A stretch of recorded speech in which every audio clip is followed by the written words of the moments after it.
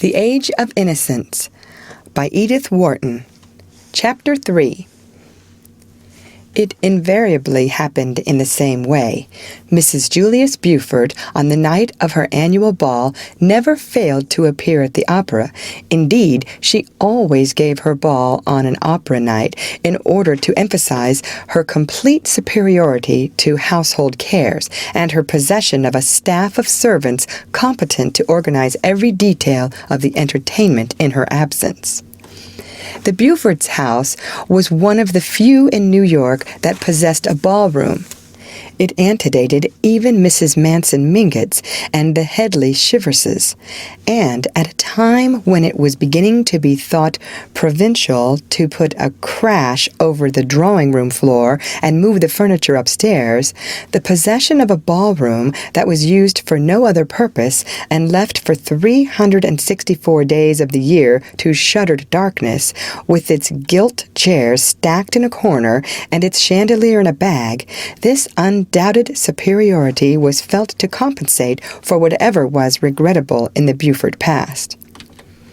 Mrs. Archer, who was fond of coining her social philosophy into axioms, had once said, "We all have our pet common people," and though the phrase was a daring one, its truth was secretly admitted in many an exclusive bosom. But the Beauforts were not exactly common. Some people said they were even worse. Mrs. Beaufort belonged indeed to one of America's most honored families. She had been the lovely Regina Dallas of the South Carolina branch, a penniless beauty introduced to New York society by her cousin, the imprudent Medora Manson, who was always doing the wrong thing from the right motive. When one was related to the Mansons and the Rushworths, one had a droit de cite, as Mr. Sillerton Jackson, who had frequented the Tuileries, called it, in New York society. But did one not forfeit it in marrying Julius Beaufort? The question was, who was Beaufort? He passed for an Englishman, was agreeable, handsome, ill-tempered, hospitable, and witty. He had come to America with letters of recommendation from old Mrs. Manson Mingott's English son-in-law, the banker, and had speedily made himself an important position in the world of affairs. But his habits were dissipated, his tongue was bitter, his antecedents were mysterious, and when Medora Manson announced her cousin's engagement to him, it was felt to be one more act of folly in poor Medora's long record of imprudences. But folly is as often justified of her children as wisdom, and 2 years after young Mrs. Beaufort's marriage, it was admitted that she had the most distinguished house in New York. No one knew exactly how the miracle was accomplished. She was indolent, passive, the caustic even called her dull, but dressed like an idol, hung with pearls, growing younger and blonder and more beautiful each year. She throned in Mr. Beaufort's heavy brownstone palace and drew all the world there without lifting her jeweled little finger. The knowing people said it was Beaufort himself who trained the servants, taught the chef new dishes, told the gardeners what hothouse flowers to grow for the dinner table and the drawing rooms, selected the guests, brewed the after-dinner punch, and dictated the little notes his wife wrote to her friends.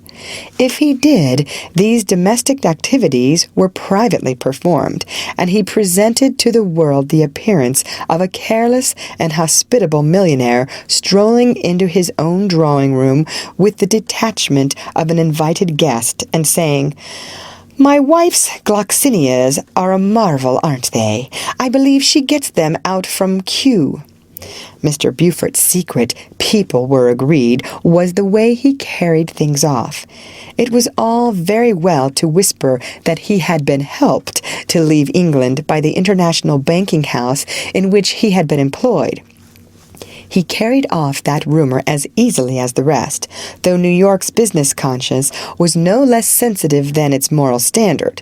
He carried everything before him, and all New York into his drawing rooms, and for over 20 years now people had said they were going to the Beauforts with the same tone of security as if they had said they were going to Mrs. Manson Mingott's, and with the added satisfaction of knowing they would get hot canvas-back ducks and vintage wines instead of tepid Veuve Clicquot without a year and warmed-up croquettes from Philadelphia.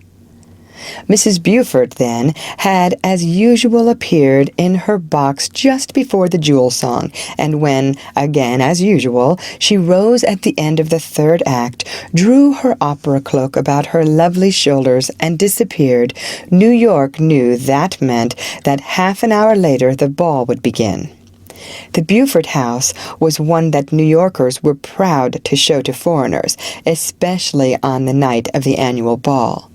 The Beauforts had been among the first people in New York to own their own red velvet carpet and have it rolled down the steps by their own footmen under their own awning, instead of hiring it with the supper and the ballroom chairs.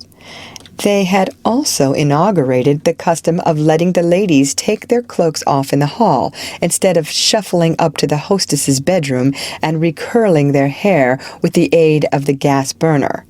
Beaufort was understood to have said that he supposed all his wife's friends had maids who saw to it that they were properly coiffed when they left home.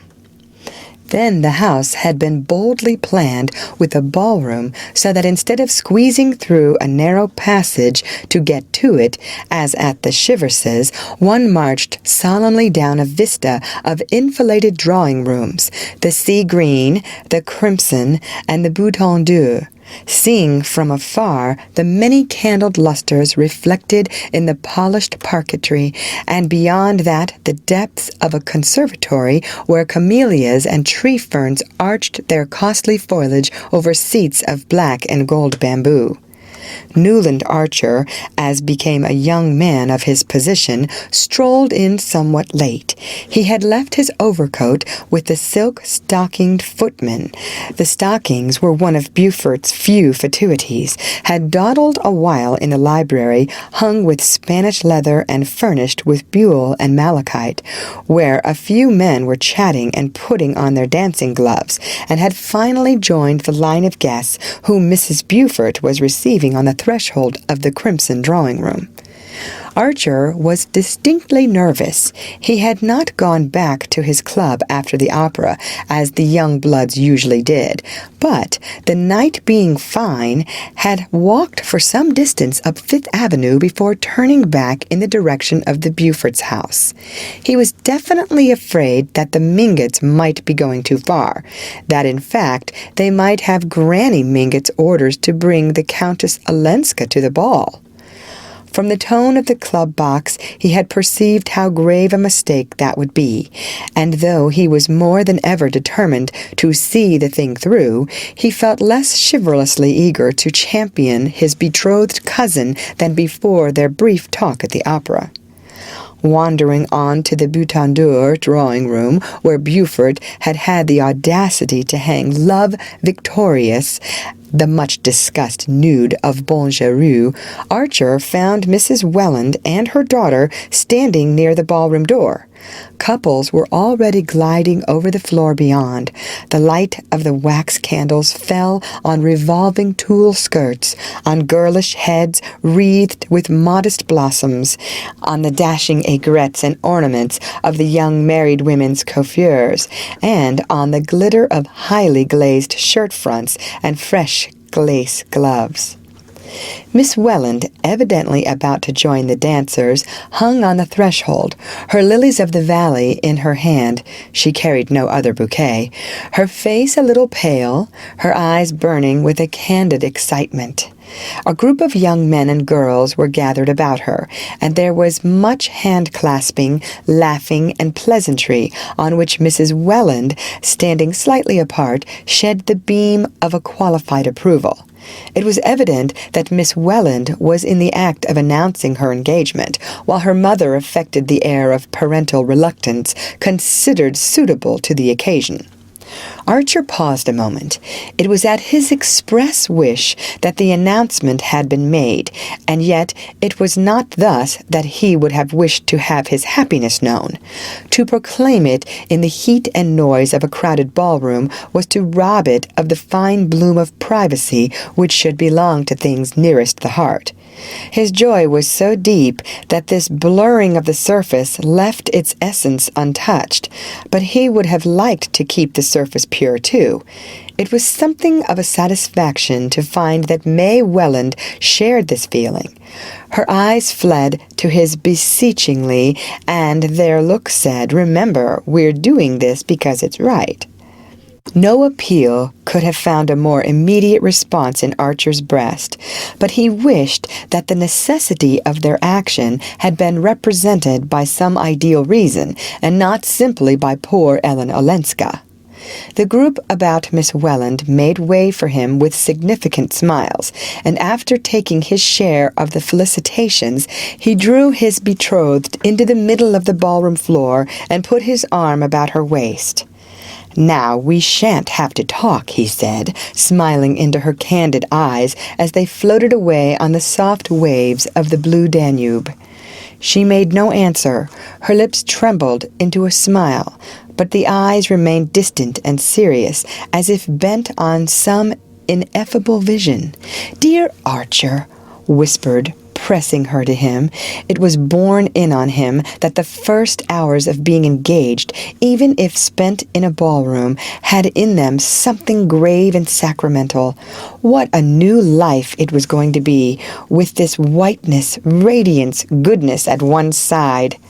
The dance over, the two, as became an affianced couple, wandered into the conservatory, and sitting behind a tall screen of tree ferns and camellias, Newland pressed her gloved hand to his lips. "You see, I did as you asked me to," she said. "Yes, I couldn't wait," he answered, smiling. After a moment he added, "Only I wish it hadn't had to be at a ball." "Yes, I know." She met his glance comprehendingly. "But after all, even here we're alone together, aren't we?" "Oh, dearest, always," Archer cried. Evidently, she was always going to understand. She was always going to say the right thing. The discovery made the cup of his bliss overflow, and he went on gaily, "The worst of it is that I want to kiss you, and I can't." As he spoke, he took a swift glance about the conservatory, assured himself of their momentary privacy, and catching her to him, laid a fugitive pressure on her lips. To counteract the audacity of this proceeding, he led her to a bamboo sofa in a less secluded part of the conservatory, and sitting down beside her, broke a lily of the valley from her bouquet. She sat silent, and the world lay like a sunlit valley at their feet. "Did you tell my cousin Ellen?" she asked presently, as if she spoke through a dream. He roused himself, and remembered that he had not done so. Some invincible repugnance to speak of such things to the strange foreign woman had checked the words on his lips. "No, I hadn't the chance after all," he said, fibbing hastily. "Ah." She looked disappointed, but gently resolved on gaining her point. "You must, then, for I didn't either, and I shouldn't like her to think—" "Of course not. But aren't you, after all, the person to do it?" She pondered on this. "If I'd done it at the right time, yes. But now that there's been a delay, I think you must explain that I'd asked you to tell her at the opera, before our speaking about it to everybody here. Otherwise, she might think I had forgotten her. You see, she's one of the family, and she's been away so long that she's rather sensitive." Archer looked at her glowingly. "Dear and great angel, of course I'll tell her." He glanced a trifle apprehensively toward the crowded ballroom. "But I haven't seen her yet. Has she come?" "No. At the last minute she decided not to." "At the last minute?" he echoed, betraying his surprise that she should ever have considered the alternative possible. "Yes, she's awfully fond of dancing," the young girl answered simply, "but suddenly she made up her mind that her dress wasn't smart enough for a ball, though we thought it so lovely, and so my aunt had to take her home." "Oh, well," said Archer with happy indifference. Nothing about his betrothed pleased him more than her resolute determination to carry to its utmost limit that ritual of ignoring the unpleasant in which they had both been brought up. "She knows as well as I do," he reflected, "the real reason of her cousin's staying away, but I shall never let her see by the least sign that I am conscious of there being a shadow of a shade on poor Ellen Olenska's reputation." End of chapter. Read by Lorraine Montgomery for Lit to Go on the web at fcit.usf.edu.